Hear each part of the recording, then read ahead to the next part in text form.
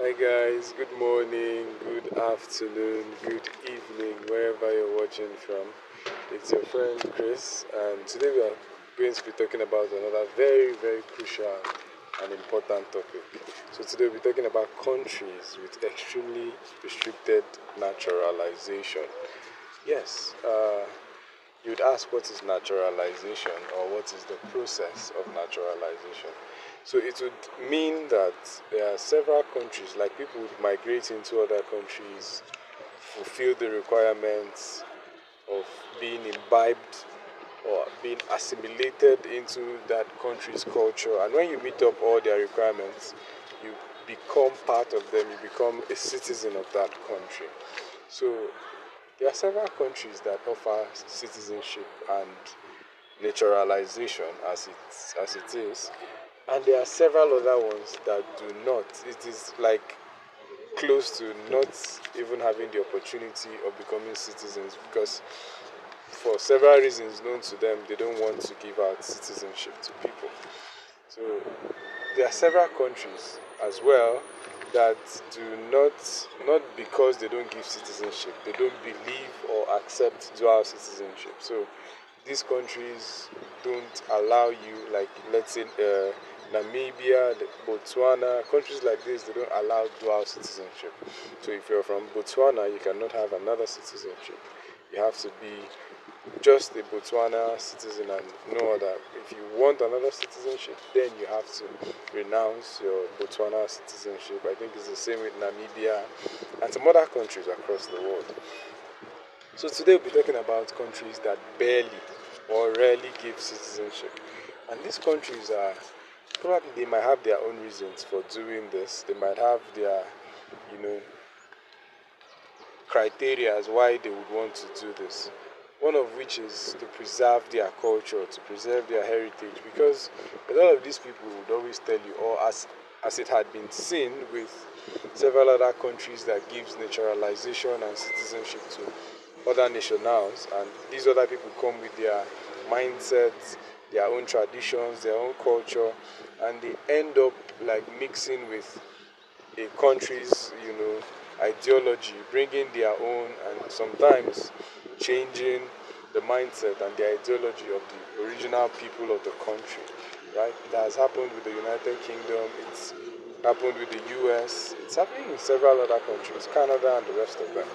So this country, most of these countries, like these five of these ones I'm about to talk about, some of them would say they are trying to preserve their culture. They are trying to preserve their nationalism or nationality, like their identity. So it doesn't people don't bring in different ideologies and change their whole country. So the first of it all is Saudi Arabia, right? Saudi Arabia is a country in the Middle East, and it rarely grants citizenship to non-Arabs or non-Muslims. There's a slim chance somebody can get citizenship in this country. But if you're not an Arab, count yourself out. If you're not a Muslim, there's no way that's happening in any way, shape, or form. Then another country we talk about is Bhutan. Yeah, the country of Bhutan. I think it's in the Middle East. Bhutan is a very tightly controlled country, right? Every single thing in that country is controlled, right? Every single immigrant is like, I don't think there are immigrants living there. You can come and visit and then go, but you can't like be fully living in that country because everything is by the books. Everything is followed through your address, what you're doing, how long you're staying, everything. So it is a tightly controlled country, and it might not be favorable to non-Muslims. It might not be favorable to immigrants from across the world. So the chances of even getting citizenship or naturalization in this country is almost completely, like I would say, zero to none, right? So the next country is Kuwait. Kuwait gives their own naturalization or citizenship selectively. They might decide to give to very rich Arabs, very rich Muslims. Not everybody get the opportunity to get citizenship in Kuwait. They have a lot of criteria you have to follow, you have to meet up with and complete them. So not everybody gets the chance. Another country you have to mention is United Arab Emirates, right? There are limited pathways to getting naturalization or citizenship. There is the investment pathway, there's special talent pathway, but the average immigrant going to the United Arab Emirates is likely not to get citizenship because you have to meet up with certain criteria and conditions, right?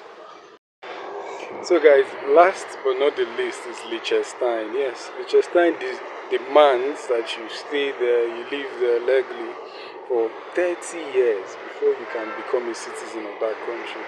And that's crazy. 30 whole years of someone's life before they can finally give you citizenship or naturalization. That is a whole world of, like, that's something on its own. Well, do your research, find out the one that works best for you, and please don't forget to like, subscribe, and share. Take care.